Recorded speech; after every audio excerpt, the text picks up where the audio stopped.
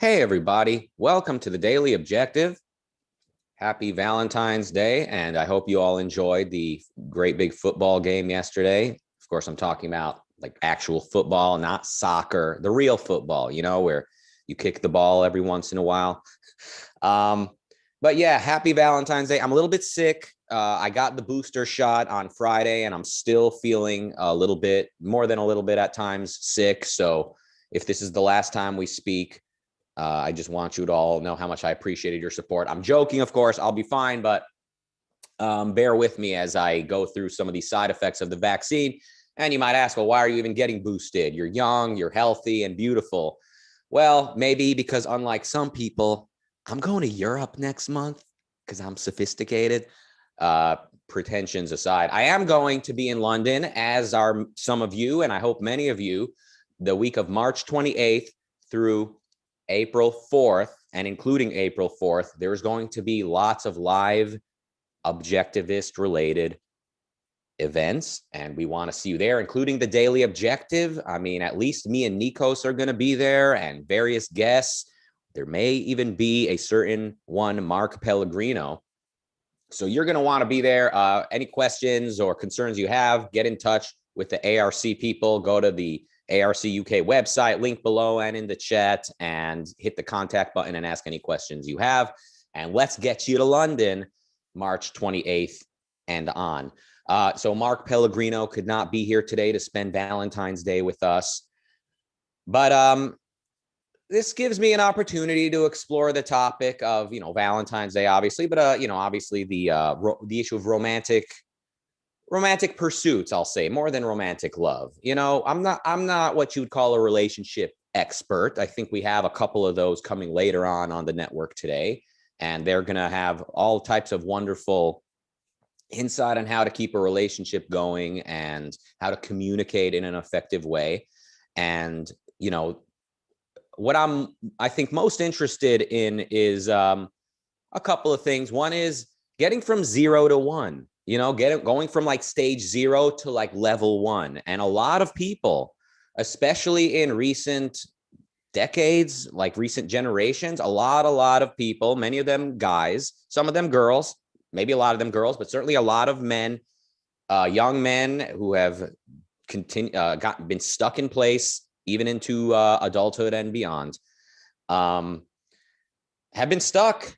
And this gave rise to the episode we did a couple weeks ago on a Thursday collective that we did, talking about should men learn game. I was very much in the affirmative. Yes, men should learn game. That doesn't mean learn how to manipulate people. That doesn't mean learn all the tricks, because first of all, they don't work. You can't trick anybody to do anything. Everything is transparent. But what you can get by sort of exposing yourself to the so-called pickup universe, the pickup artist community, is you watch people with charisma. It gets you thinking, it gets you feeling like, oh, this is possible. And you feel energized and you get some useful tips. Now, at the end of the day, yes, be yourself. At the end of the day, be yourself is the ultimate advice. Someone wrote a book once called Everything I Need to Know I Learned in Kindergarten. I imagine that book is full of falsehoods, but, yeah, many things you end up learning in life, you realize, oh, yes, I heard this when I was a kid. Just be yourself. Yes, that is the best advice. But like learning that fact is true takes some practice, and it takes working on yourself, so that then being yourself is a good thing. In some cases, yourself is something that needs a little bit of work. So I was very much of the opinion, yeah, like get like just like kind of focus a little bit on like what it means to meet new people, what it means to have charisma, what are some of do's and don'ts of how to speak, let's say, to women when you meet them, or what to text and what to not text. Of course, rules were meant to be broken. At the end of the day, say what you want and say what you mean and mean what you say at the end of the day. But again, we're trying to deal with a group of people that are stuck at level 0. and are trying to get to level 1. They're at home, they're in their head, so to speak. They're creating worlds in their mind of what the world is like, of what relationships are like, of what it takes to succeed in this world, of what women are like, and with very little actual firsthand evidence to work with. A lot of media depictions of people, a lot of inner sort of mental deductions and contemplations. And if we're trying to get from there to level 1, to actually entering the world, of entering some type of intercourse with fellow human beings, then I think there is something to be said for these sort of programs, these sort of workshops, or just generally seeing some benefit to the whole world art of the pickup, so to speak. And further than that, I'm generally a very big fan of not limiting the advice you get to objectivists. I definitely want to stress that, because objectivism is a philosophy. Philosophy deals in fundamentals: existence, identity, consciousness, and and the other branches, ethics, reason, right? Selfishness as a virtue. Philosophy gets as fundamental as possible. It's sort of all encompassing, but also very, very specifically. It's like specifically fundamental. But there's a whole lot of concretes that philosophy does not address.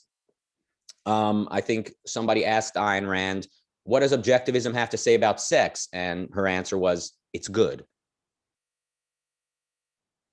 I'm reminded of one of these proper etiquette experts from, I think this was happened in the 1960s or 70s. So one of these proper etiquette experts was sent in a question.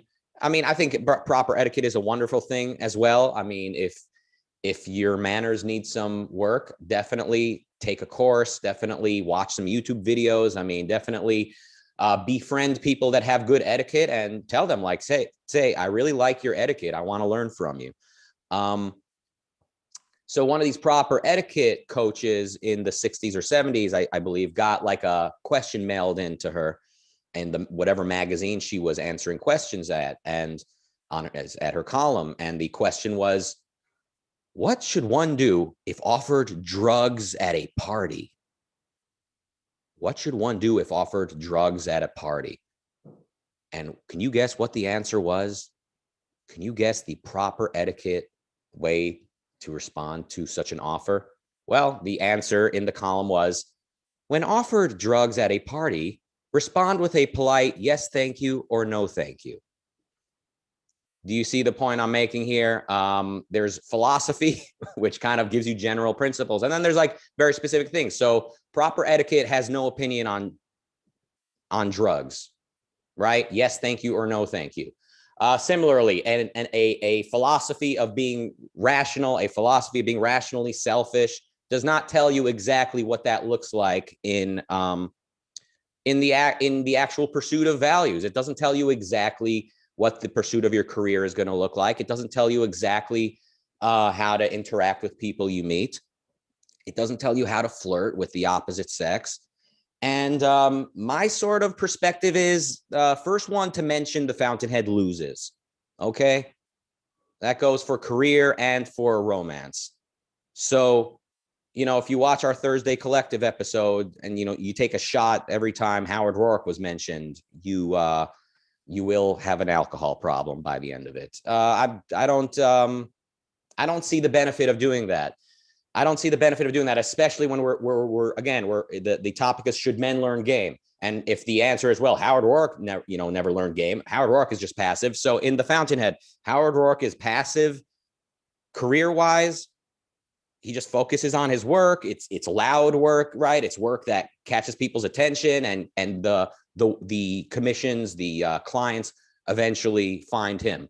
Similarly with romance, at least in the romantic the romantic adventure that Rand included in the Fountainhead. I don't know about the one that Rand cut out of the Fountainhead, by the way, but in Rourke's relationship with Dominique, Rourke is very passive, and Dominique basically reaches out to him a couple of times, and that's a move.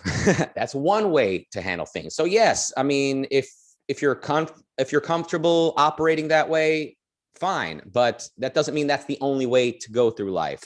So Howard Rourke in his career, he never schmoozes, he never networks.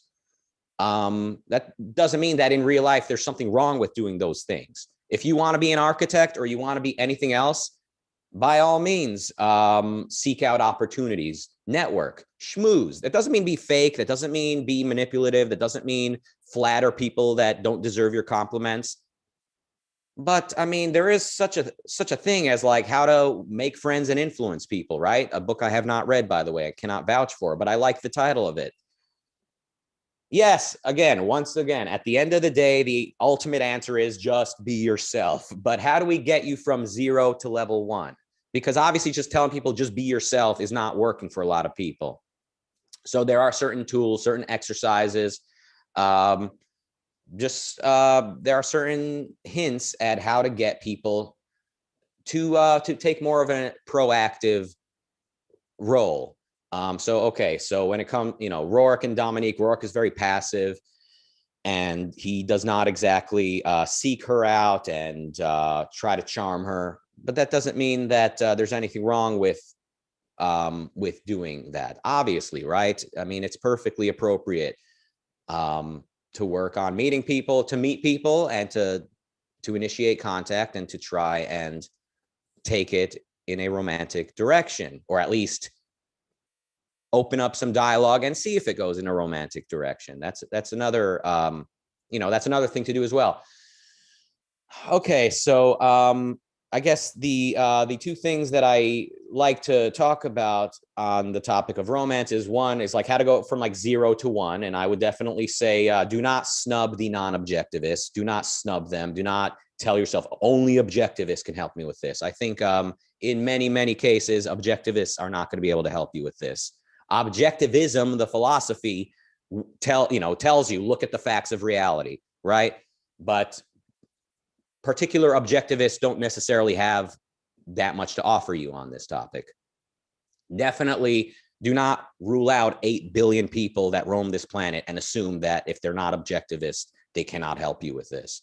Many of them take this issue very seriously and are looking to offer you some clues.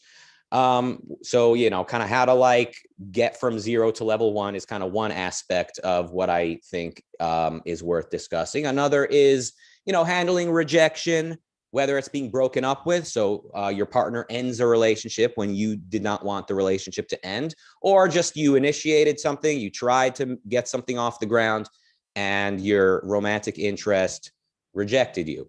In both cases, you were rejected, and everyone can relate to that. So you don't need to have been married. You don't need, I'm sure it hurts much more if you're in a long-term, in a marriage and you're then rejected. I'm guessing that's a lot worse in most cases.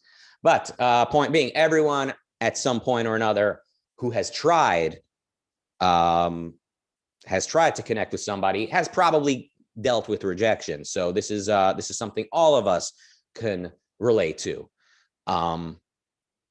Once again, do not snub the non-objectivists and think like, oh, none of these people know what romantic love is. They haven't read Ayn Rand, or they don't agree with Ayn Rand, and they don't know Howard Rourke and Dominique. I would very much discourage that type of approach. Remember that philosophy is inductive. Remember that philosophy is inductive. Inductive meaning you start with your actual observations of reality. You very much start with your own values, your own value pursuits, and you look for help where you can get it. You have the courage to ask for help. You have the courage to admit to yourself you need help, because going back to this generation, it's not an entire generation, but this sort of virtual sort of group, like this sort of archetypical generation of people who are kind of spending their life hiding from the world and thinking that there's nobody out there for them, just thinking that the world is a is too much of a superficial place. Like people are too superficial and there's no point in trying.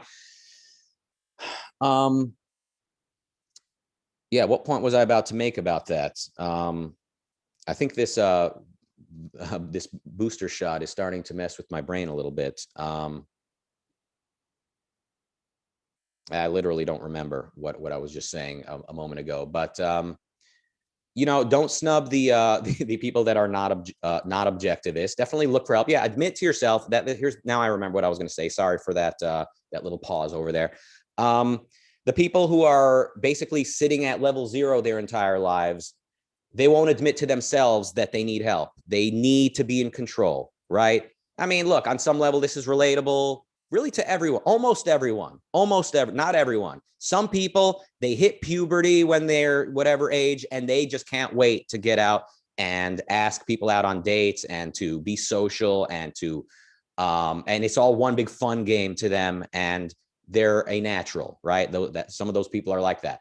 But to a lot of people, probably, I'm guessing most people, I mean, puberty, you know, adolescence is a painful time because you're now like, you're interested in romantic love, but you have no freaking clue how to go about it. So if you factor in that, you know, that period of life, adolescence, everyone can relate to that feeling of frustration. And a lot of people carry it well into adulthood. And all you can really do is, number one, admit to yourself you don't really know how to handle the situation yet. And a lot of people just don't want to admit that.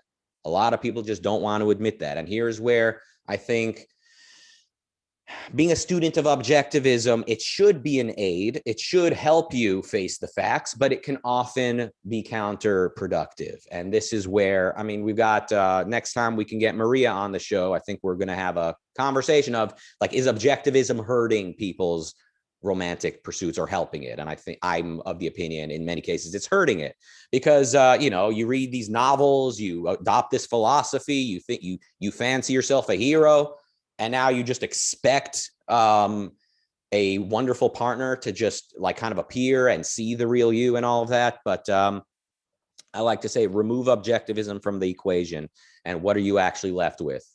Like, who are you? What do you have to offer that somebody else would find attractive? And that's what you need to be focused on. So yeah, on one level, at a certain level, I think most or all people can relate to feelings of frustration, and it takes courage to admit that you need help. And then it takes courage, it takes some courage for some people to ask for help, which is, I guess, part of admitting you need help. So there was a point when I was living in LA when I was, I guess, either late 20s or about 30 years old. And I really just wanted to increase my social life. I was making a handful of friends, and I really just wanted to get better, more confident, more comfortable with women. And a couple of my close friends were guys who were very comfortable in that respect. They seemed to have just no problem meeting new women and, you know, getting their contact info and texting and calling and meeting up. And it seemed to be something that they just really enjoyed and were very comfortable with. I started asking them, like, okay, like, what do you think I should say? What do you think I should do here? And I was not too proud to take advice. I was not too proud to take advice. Yeah, around the time that I was leaving LA, I guess it was several months ago now, like September, I left LA. Yeah.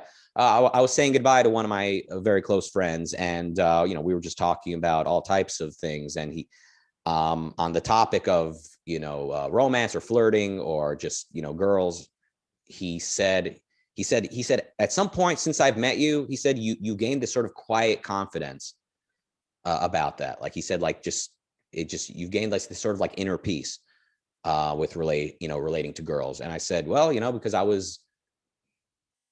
took good advice. I was willing to ask for help and to take good advice.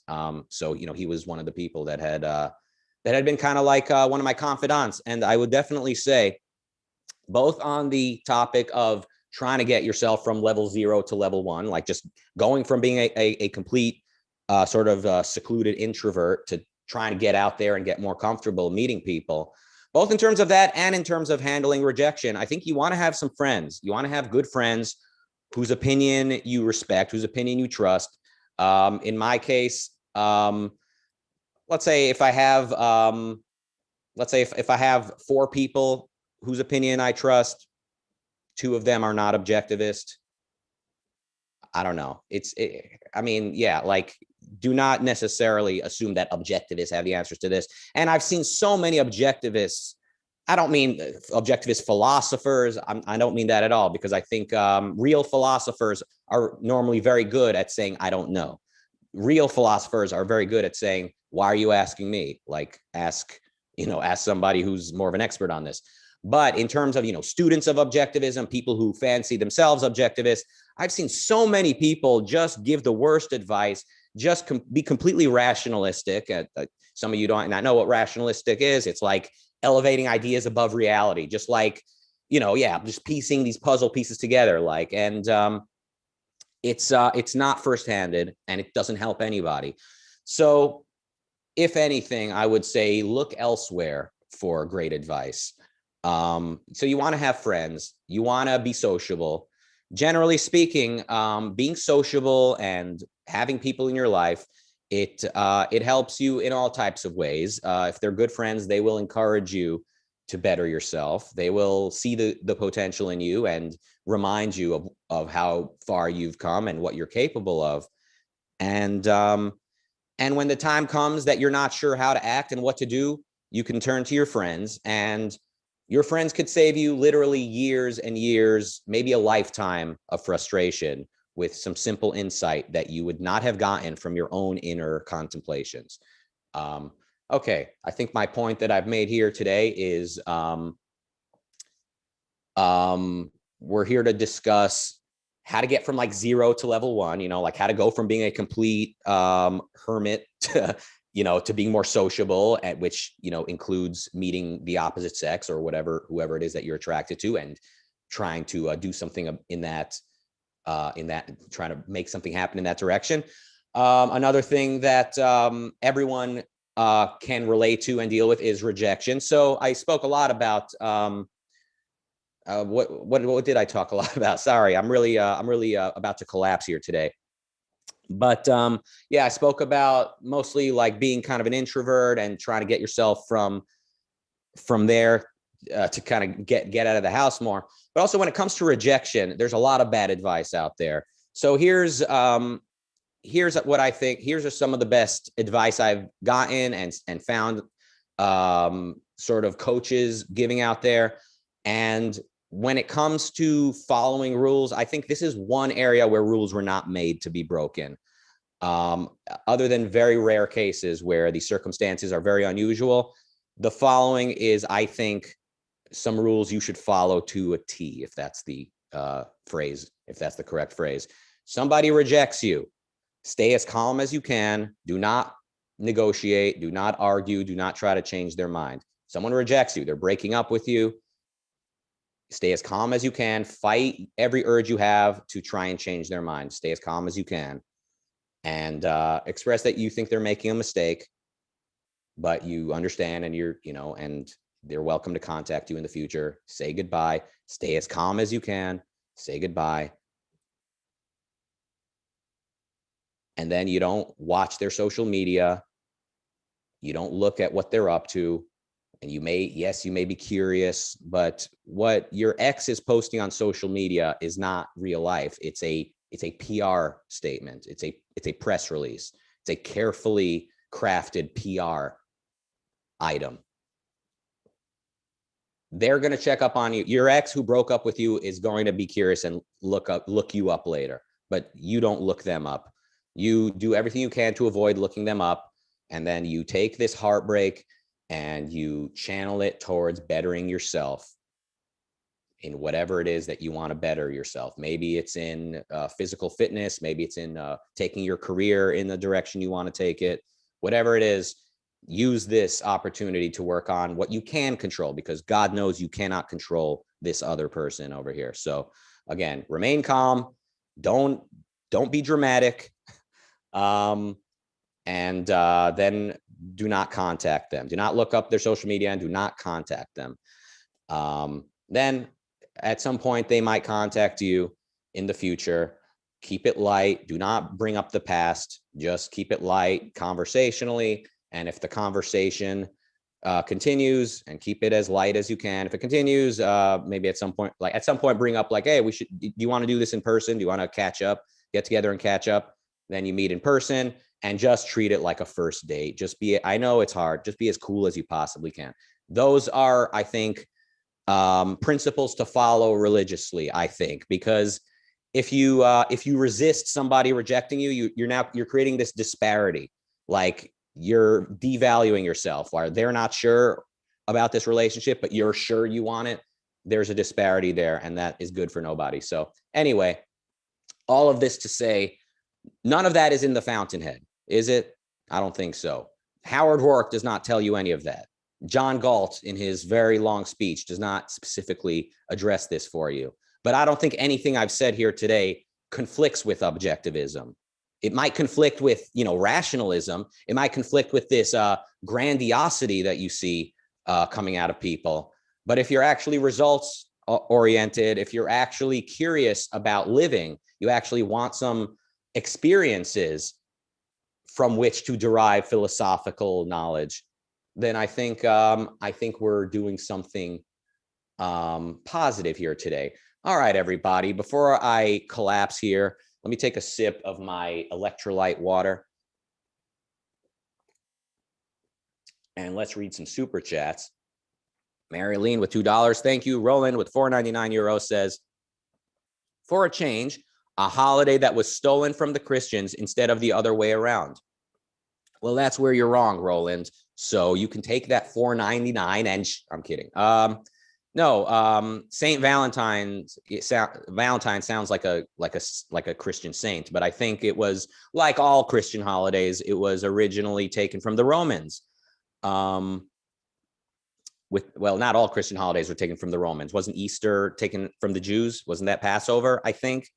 But I think Valentine's Day in its original form was a holiday when the Roman boys and girls, teenagers, were allowed to do whatever they wanted together, and maybe encouraged to do so. So it was kind of like a hall pass day, kind of like you kids have your fun.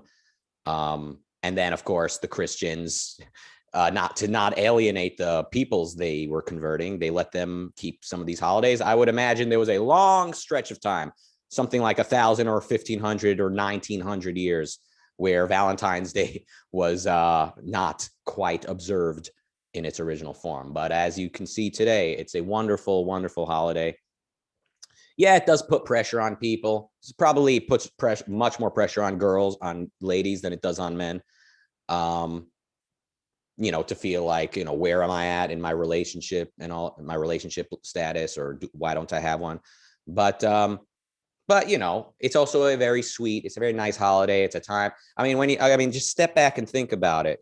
Step back and think about it. If you take nothing for granted, right? You actually look like, what did it take to get from the Neanderthals in the jungle to where we are today? To have a holiday and the abundance, the material abundance, the liberty, as well as the material abundance, as well as the psychological capacity for people to celebrate a holiday like Valentine's Day, it's an achievement, to put it lightly. But yeah, my understanding is Valentine's Day was actually appropriated from the Romans. Tell me if I'm wrong. Jonathan Honig with 99 cents and a picture of some hearts. Thank you, Jonathan. Allison with $10 American says, happy Valentine's Day. You're a sweet bean. I still say be yourself. Don't be something you're not. If you do become someone else, eventually the person will see that, even at level 0. Yeah, I agree. Just be yourself. But if who you currently are is someone who's completely antisocial, and I know the word antisocial actually means like destructive, like in psychological terms, antisocial is like an arson, I think, arsonist. But you know what we mean when we normally use that word. If who you currently are is someone who's afraid, who's basically insecure, it would not hurt to observe people that are more confident, to ask them for tips, to try some things out. Just generally go against your sort of instinct, so to speak. I mean, watch the movie, The 40-Year-Old Virgin. It's a really funny movie. And, you know, it's, as you would guess, it's about a 40-year-old virgin. And at the end of it, is he not being himself? He is being himself. But to kind of get from level 0 to finding love and all of that, Steve Carell's character asks for help and follows some advice. Sometimes it's disastrous, because what else, you know, how else would it be a funny movie? But in other cases, it sweeps the girls off their feet. I mean, think of the girl who works next door to him. The one guy, was it Seth Rogen tells Steve Carell, just answer every question with another question. Just ask her questions. You know, girls love questions. He starts asking this girl questions at her bookstore where she works, and she just like has the biggest crush on him after that. It's you got to see it. You have to be there.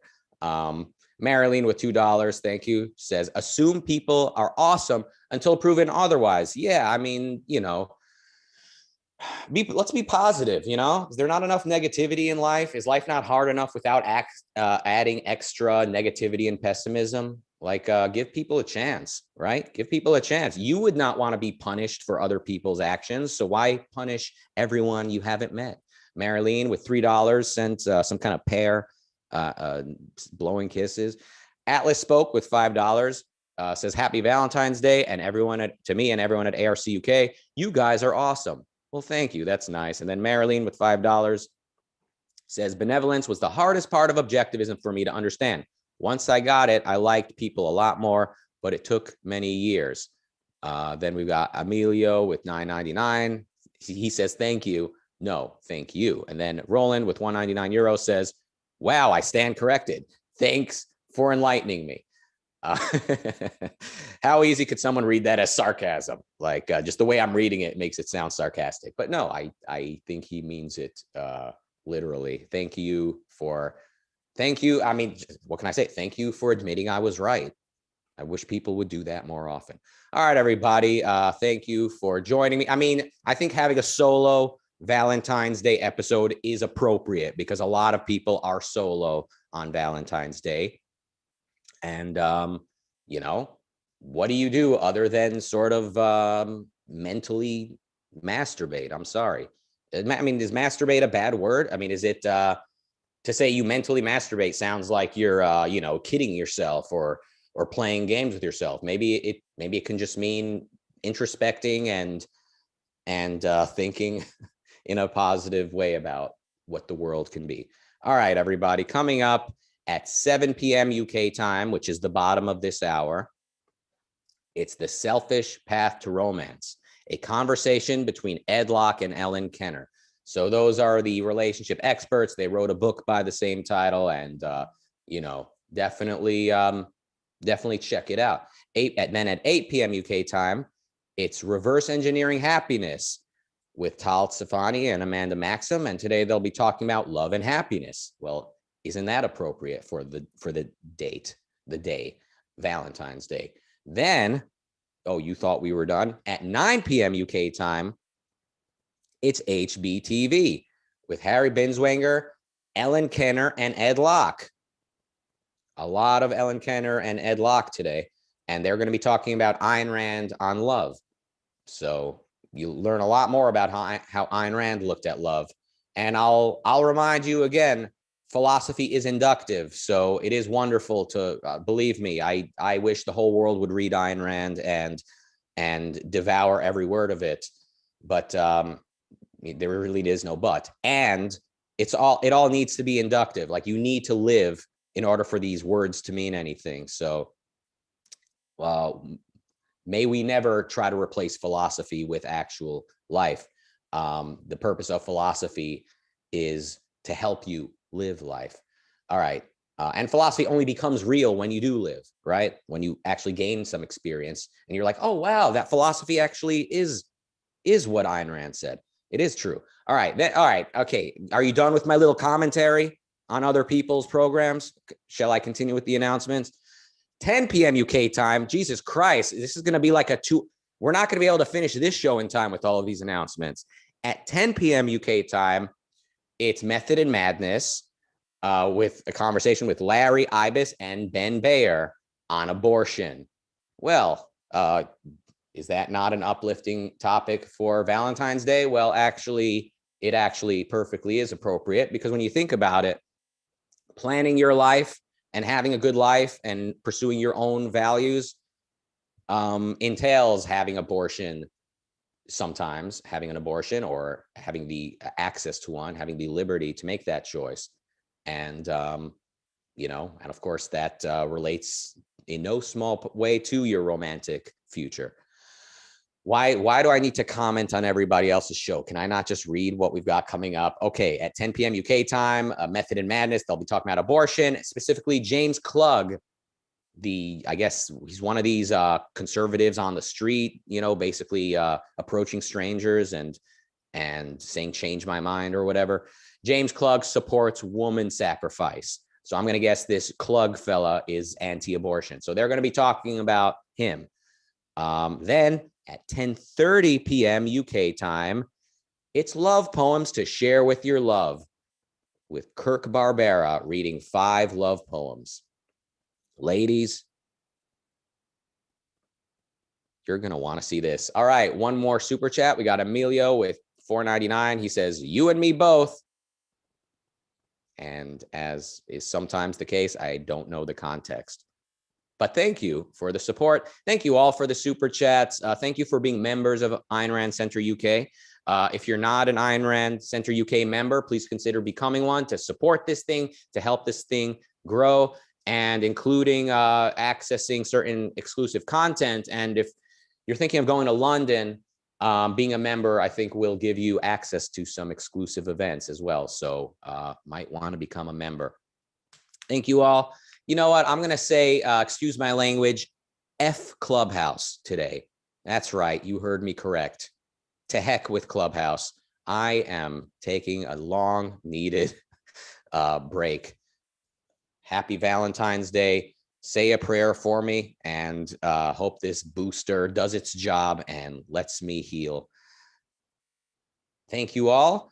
Remember, in 23 minutes, we've got more great content coming to this network. See you all back tomorrow for the Daily Objective, and goodbye.